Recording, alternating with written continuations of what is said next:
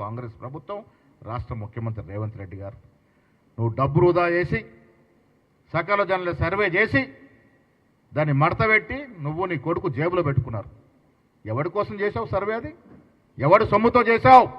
ప్రజల సొమ్ముతో చేసి మడతపెట్టి నీ పాకెట్లో పెట్టుకున్నటువంటి నీ తీరు ప్రజలు గ్రహించలేదా? ఇవాళ కూలర్ సర్వే చేశాం, 42% రిజర్వేషన్ ఇచ్చాం. దాని గురించి మాట్లాడలేయాలని వరంగల్ సభలో ఆ ఊసే ఎత్తలే మీరు. దళిత కోట క్లాసిఫికేషన్, సబ్ క్లాసిఫికేషన్ ఎవరు చేశారు?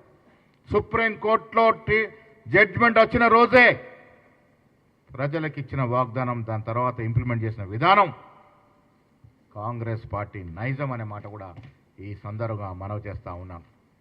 నిన్న మీటింగ్లో చూసాం, చిలక నీకు తోడు ఎవరనే మాదిరిగా పాపం కవిత, ప్రజల్లో బజగోవింద్ అనే మాదిరిగా హరీష్ రావు, ఇద్దరు ముఖాలు వాడిపోయి ఉన్నారు. కారణం మీద అయ్యా కొడుకుల ఫోటోనే పెట్టుకున్నారు పాపం.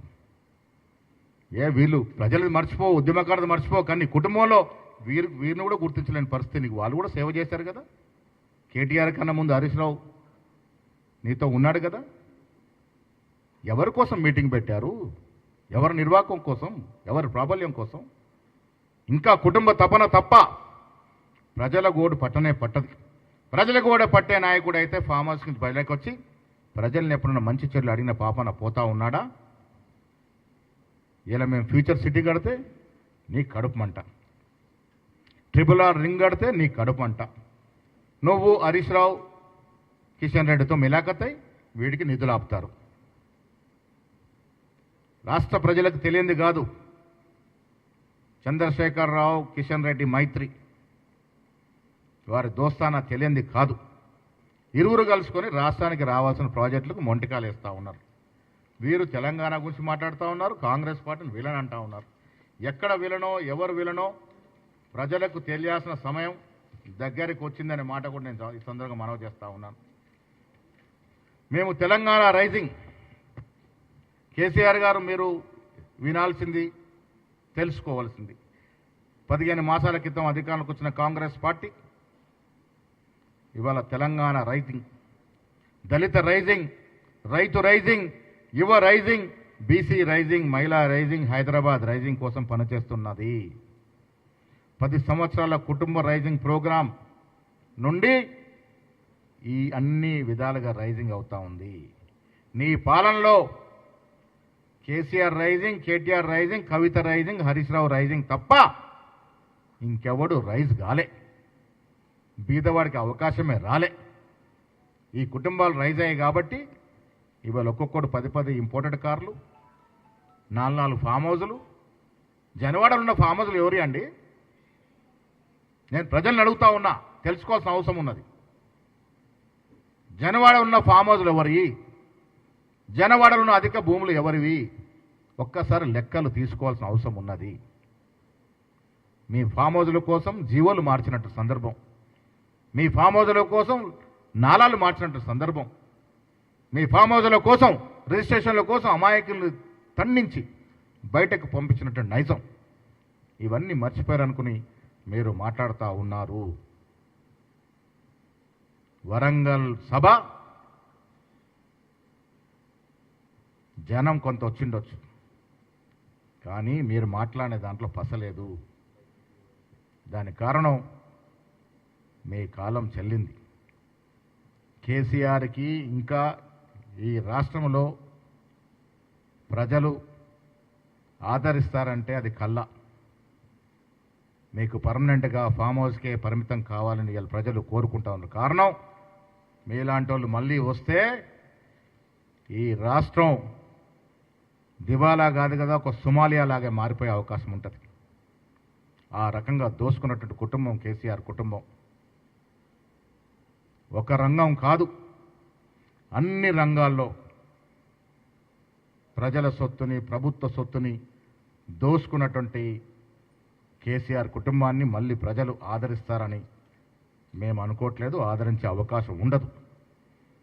నిన్న బీజేపీ పార్టీ గురించి ఒక్క ముక్క కూడా మాట్లాడలేని పరిస్థితి. కారణం వీళ్ళ దోస్తి. వాళ్ళకి కావాల్సింది ఇలా కాంగ్రెస్ పార్టీ ప్రజలతో చొచ్చుకుపోతూ ఉంది. ముఖ్యమంత్రి మంత్రివర్గం పనులు చేస్తూ ఉన్నారు. ఏ రంగమన తీసుకోండి, ప్రజలకు జవాబుదారీగా పనులు జరుగుతూ ఉన్నాయి. కాబట్టి ఆపాలన్నప్పుడు బీజేపీ సహకారం కావాలి. లోపాయికార ఒప్పందం లాంటి ఈ నాయకులు గాంధీ కుటుంబం గురించి మాట్లాడడం ప్రజలు క్షమించరు అనే మాట చెప్తా ఉన్నాను.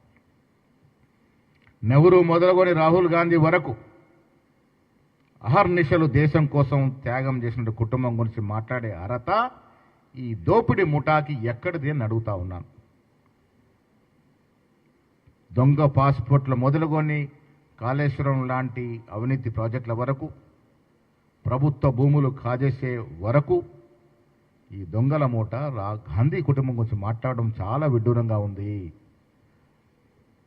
10,000 ఎకరాలకి పైగా ఈ హైదరాబాద్ ఇన్ అండ్ హైదరాబాద్ భూములు అమ్మిన ఘనత మీది కాదా? ప్రజలకు తెలుసు కాబట్టే మిమ్మల్ని ఇంటికి పంపినారు. మళ్ళీ మీరు అధికారంలోకి వస్తే ఈ రాష్ట్రం అధోగత అవుద్దనే ఉద్దేశంతోనే ముఖ్యంగా రైతాంగం మిమ్మల్ని ఇంటికి పంపించినట్టు సందర్భం మర్చిపోయి మీరు చేసిన దోపిడీ, మీరు చేసిన అవినీతి పాలన, మీరు చేసిన అరాచక పాలన, మీరు చేసిన కుటుంబ పాలన, మీరు చేసిన పత్రికా విలేకరుల యొక్క వ్యతిరేక పాలన, మీకేమైనా స్వేచ్ఛ ఉండిందా మిత్రులారా? ఆ రోజు పత్రికల మీద, యజమానుల మీద ఆంక్షలు విధించినటువంటి పాపం కేసీఆర్ది కాదా? టీవీ ఛానల్ని బ్యాన్ చేసిన పాపం కేసీఆర్ది కాదా? ధర్నా చౌకులు ఎత్తేసిన పాపం కేసీఆర్ది కాదా? హౌస్ అరెస్టులు కొన్ని వేలు చేసిన పాపం కేసీఆర్ది కాదా? ప్రతిపక్ష నాయకుల నోళ్లు మూయించిన పాపం కేసీఆర్ది కాదా? కోదండరాముని గల్లా పట్టుకొని బయటకు ఈడ్చిన పాపం కేసీఆర్ది కాదా? గద్దరు 4 గంటలు వేచి ఉంచి అవమానపరిచిన పాపం కేసీఆర్ది కాదా? బీసీ ఎస్సీ బిడ్డలు ఇంటర్మీడియట్ ఎగ్జామ్ రాస్తే డబ్బుల కకృతిపడి గ్లోబరినా సంస్థకి అప్పచెప్పి వాడు సరిగా దిద్దకుంటే కొన్ని పదుల సంఖ్యలో విద్యార్థులు చనిపోతే ఆ పాపం మీది కాదా? తప్పుల తడక వల్ల అన్యాయంగా పాస్ అయి కూడా ఫెయిల్ అయినట్టుగా చూపించడం వల్ల విద్యార్థులు చనిపోయిన పాపం మీది కాదా? ఎన్నిసార్లు గ్రూప్ ఎగ్జామ్స్లో పేపర్ లీకేజ్కి పాల్పడి మీ కుటుంబ సభ్యులు పేపర్ లీకేజ్ చేసి అమ్ముకున్న పాపం మీది కాదా?